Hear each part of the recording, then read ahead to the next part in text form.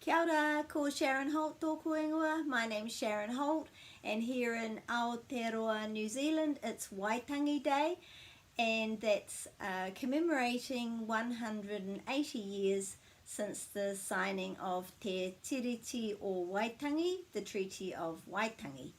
So, here's how to pronounce Waitangi correctly. Wai,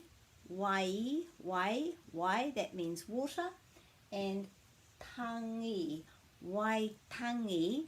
Tangi means cry or sound or noise.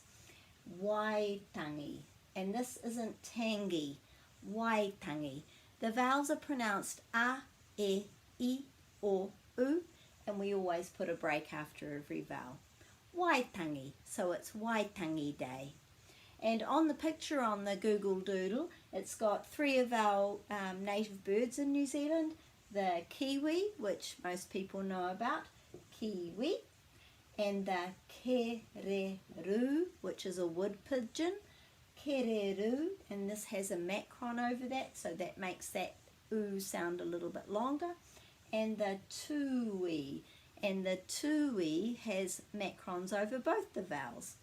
And in New Zealand, the native birds are most commonly named by Māori originally for the sounds that they make. So the sound of the tui is a little bit like tui, and the kereru, and the kiwi, so a little bit like that.